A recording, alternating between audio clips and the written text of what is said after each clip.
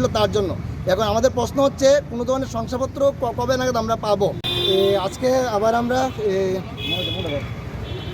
RBT অফিসে আসলাম, কারণ হচ্ছে আমাদের টেট পরীক্ষা সেপ্টেম্বর অক্টোবর চলে গিয়েছে, তারপরে গত ডিসেম্বর 27 ডিসেম্বর ফাইনাল অ্যান্সার দেওয়া হয়েছে। তারপর আফটার ভেরিফিকেশান টিল নাও এখন পর্যন্ত আমরা কোনো ধরনের শংসাপত্র কবে নাগাদ পাবো এই বিষয়ে আমরা কিছু জানতে পারছি না এখন পর্যন্ত। কন্ডুয়ার সাথে আমরা অনেকবারই এসেছি দেখা করার, সেই বিষয়ে আমরা এখন পর্যন্ত কোনো ধরনের নোটিফিকেশান পাইনি। এবং ওনাকে কেবিনেট অফিসে ফোন করা হলে ওনারাও স্পষ্ট করে আমাদের বলতে পারে না। যদি কাউকে বলে ফার্স্ট উইক, কাউকে বলে সেকেন্ড উইক, কাউকে বলে থার্ড উইক, কাউকে বলে কাজ চলছে। তাই এর জন্য আজকে এই বিষয়ে যাতে টিআইবিটি কন্ট্রোল আছে, যাতে আমাদের একদম কোন দিন বা এই মাসের কোন তারিখ দেওয়া হবে আমরা শংসাপত্র পেতে পারি, সেই ব্যাপারটা জানার জন্যই আমরা 2021 টেট ক্যান্ডিডেটরা আজকে ওনার সাথে আসলাম টিআইবিটি অফিসে সাক্ষাৎ করার জন্য। এই বিষয়ে বলছিল আপনার তো শিক্ষামন্ত্রীর সাথে দেখা করেছেন, হ্যাঁ আশ্বাস পেয়েছিলেন যে আমরা প্রথম সপ্তাহে দেওয়া হবে, তাহলে এখন পর্যন্ত পাইনি। হ্যাঁ আমরা শিক্ষামন্ত্রী স্যার, অর্থমন্ত্রী স্যার, বিভিন্ন সরকারের যারা মন্ত্রী মহোদয় আছে ওনার সাথে কথা বলেছি। বিশেষ করে শিক্ষামন্ত্রী স্যারের সাথে কথা বলার সময় উনি সবসময় বলে যাচ্ছেন আমাদেরকে যে আমাদের উদ্যোগ নেওয়া আছে সরকার পক্ষ থেকে যে আমাদের একটা রিক্রুট করা হবে।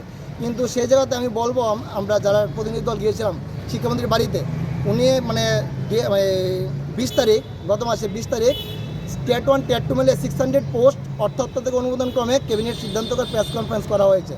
আর মোট পাস করা হয়েছে 3686 টেট 1 টেট 2 মিলে। তাহলে যদি 600 করা হয়ে থাকে অ্যাপ্রুভাল, তাহলে বাকি যে 3000 আছে তারা কোথায় গেল এখন পর্যন্ত আমরা সে বিষয়ে সরকার থেকে কোনো স্পষ্টীকরণ পাইনি। তার জন্য রাজ্য সরকারের কাছে, শিক্ষকদের কাছে অনুরোধ, ইভেন মুখ্যমন্ত্রীর কাছে অনুরোধ, আমাদের যাতে যারা এখনও ক্যাবিনেট সিদ্ধান্ত হয়নি বা অর্থ অনুমোদন পায়নি, যাতে আমাদের একসাথে ক্যাটাগরি ওয়াইজ পোস্ট বাড়িয়ে যাতে আমাদের সবাইকে অতিসত্বর শিক্ষকদের রিক্রুট করা হয়। এবং তার আগে টিআইবিটি অফিসের কন্ট্রোলের কাছে রিকোয়েস্ট রাখবো আমরা, যাতে অ্যাজ সুন এজ পসিবল আমাদের শংসাপত্র আমাদেরকে দিয়ে দেয়। সেই বিষয়ে আজকে দেখা করবো আমার সাথে। কি ভাবছেন, এতদিন হয়ে গেল এখনো কোনো নিয়োগ হচ্ছে না?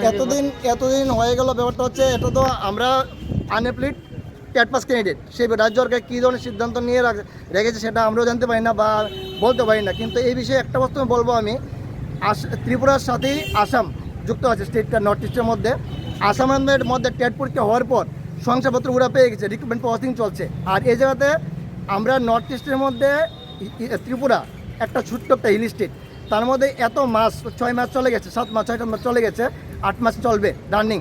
এরপরও সরকার থেকে বা টিআইবিটি থেকে আমরা ধরনের কোনো স্পষ্টীকরণ পাচ্ছি না আমাদের নিয়োগের ব্যাপারে। ইভেন সবচেয়ে অবাক করার বিষয় হচ্ছে এটা, টিআইবিটি অফিস থেকে এতদিন সময় পরীক্ষা হয়ে গেল, এরপরে শংসাপত্র কবে নাগাদ আমরা পাবো, টেট পাস ক্যান্ডিডেট পাবো, সে বিষয়ে আমরা এখনও ধোঁয়াশার মধ্যে আছি।